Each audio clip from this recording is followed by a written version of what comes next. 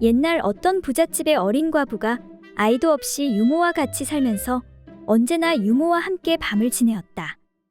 그런데 어느 날 유모가 병고로 인하여 급히 자기 집으로 가게 되었다. 아씨, 하루 이틀 안에 돌아올 터이니 이웃집 여인에게 집 지킬 사람을 부탁해 보세요. 그래서 어린 과부가 이웃집 여인에게 유모가 출타하여 집에 혼자 있기가 무서우니 아주머니 댁에 머슴 돌쇠를 보내주시면 저녁을 잘 대접하겠으니 집을 지키게 해주십시오. 이에 이웃집 여인은 그것을 허락하여 곧 돌쇠를 보내었다. 돌쇠는 그때 나이가 18이었으나 우둔하고 지각이 없었다. 이런 진수성찬을 주시니 정말 감사합니다, 아씨. 과부에게 저녁 대접을 잘 받은 돌쇠는 윗방에서 코를 골며 잠을 잤다. 그런데 아직까지 여자를 모르는 그의 순수한 물건이 빳빳이 일어나 바지가랑이를 쳐들고 있었다. 돌쇠의 코 고는 소리에 잠을 못 이루던 과부가 그것을 엿보게 되었다. 그러자 갑자기 음심이 발동하게 되어 조용히 돌쇠의 바지를 내리고 자기의 몸으로 그것을 덮어 씌워 꽂아 넣고는 진퇴를 계속하여 그 흥이 극도에 달하자 음수를 흠뻑 배설하고는 조용히 돌쇠의 바지를 도로 올리고 자기 방으로 돌아가 잠을 청하였다. 이튿날 저녁 과부가 다시 돌쇠를 보내주기를 청하자 이웃집 여인은 머슴 돌쇠를 불러서 뒷집 아씨댁에는 음식도 많고 그릇도 많고 옷도 많으니 내가 오늘 밤 또 그 집에 갔다 오는 것이 좋겠다. 라고 하자 돌쇠가 마님, 싫습니다요. 그 집엔 그릇은 많이 있지만 요강이 없었습니다요. 아니, 그 부잣집에 요강이 없다니 그게 무슨 소리냐? 하고 책망하자 돌쇠가 다시 말하길 요강이 없기 때문에 어제 밤에 아씨가 저의 바지를 내리고 제 물건에다 대고 오줌을 싸버려 다 젖었습니다요. 오늘 밤도 내 배 위에다 오줌을 누면 어떻게 하나요? 라고 대답하니 그 말에 괘씸한 마음이 든 이웃집 여인은 돌쇠 대신 늙은 행랑아범을 보내었다. 이에 과부가 행랑아범에게 아니, 늙은 행랑아범이 절 어떻게 지킬 수 있나요? 다시 가서 돌쇠를 데려와 주세요. 라고 하니 행랑아범이 웃으며 말하길 아씨, 내 요강은 젖어도 상관없으니 마음껏 누셔도 됩니다.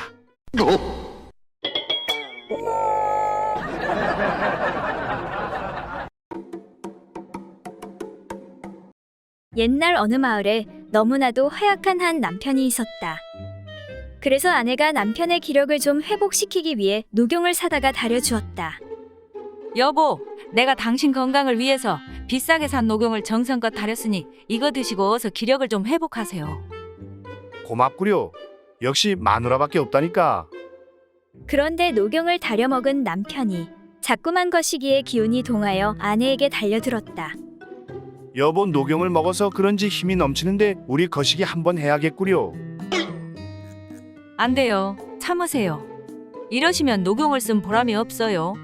먼저 몸의 기력을 회복한 다음에 해도 늦지 않으니 한 달만 좀 어떻게 참아보세요. 여보 그러지 말고 좀 부탁하오. 안 돼요. 한 달만 참으시라니깐요. 하지만 남편은 끝내 참지 못하고 이웃집 과부와 외도를 하고 말았다. 마누라가 죽어도 안 된다니 내 어찌하겠소. 나 좀 살려주시오. 그렇게 남편은 아내 몰래 자주 과부 집을 찾아갔다. 그런데 이것을 눈치챈 아내가 남편의 뒤를 밟아 바람둥이 과부를 붙잡았다. 그리고는 다짜고짜로 윽박지르며 말했다. 야 이년아, 어서 내 녹용값 내놔. 아니, 언제 나한테 녹용을 사준 적 있어? 생사람 잡지 마로. 남편 관리도 똑바로 못하면서 무슨 녹용값을 달라는 거야? 나도 아까워서 못 먹는 녹용을 내년이 거시기로 다 빼앗아가 버렸잖아. 그러니 얼른 녹용값 30냥 내놔 이년아. 아내는 끈질기게 늘어져 끝내 녹용값을 받아내고야 말았다.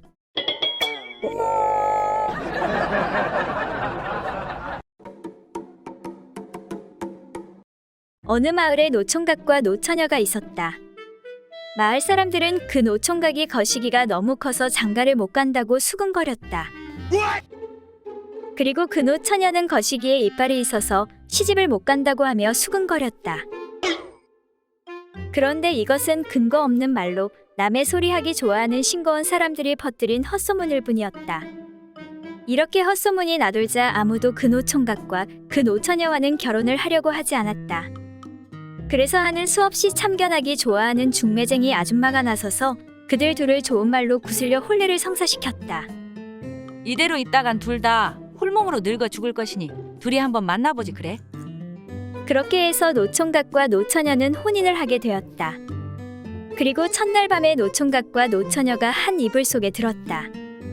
그런데 총각이 들은 소문대로 생각하기를 만일 이 여자의 그곳에 정말로 이빨이 있다면 어떻게 하지? 그래서 만일의 경우를 대비하여 거시기 대신에 시험 삼아 그곳에 무릎을 슬그머니 밀어 넣어봤다. 노처녀 역시 소문을 들은지라 너무 큰 거시기가 들어오면 어떡하나 싶어서 은근히 두려워하고 있었다.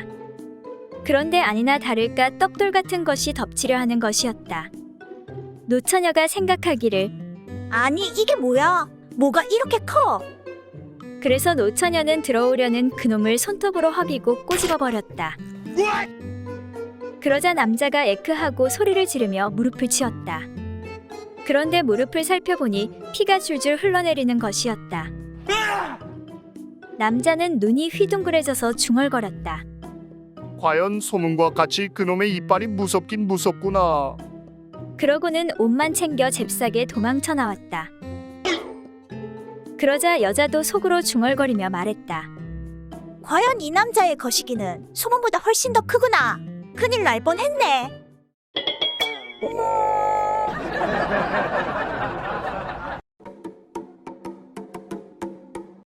옛날 어느 마을에 한 나이 든 처녀가 있었다.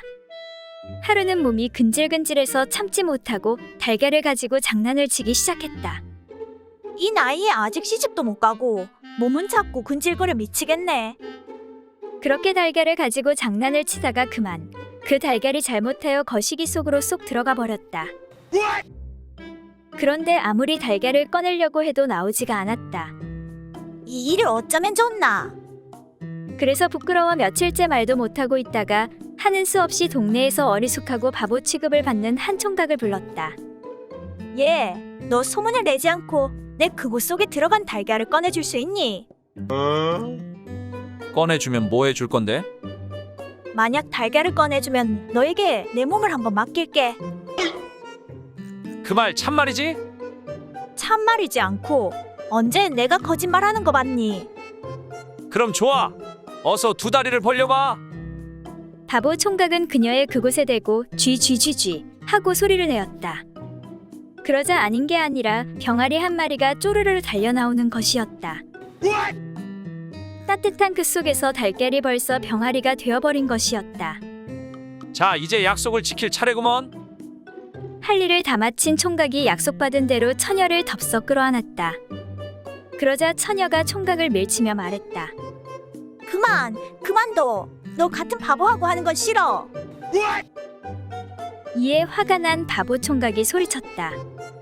삑! 독수리야, 독수리. 그 말을 하자마자 놀란 병아리가 다시 처녀의 그곳으로 쪼르르 달려 들어가 버렸다.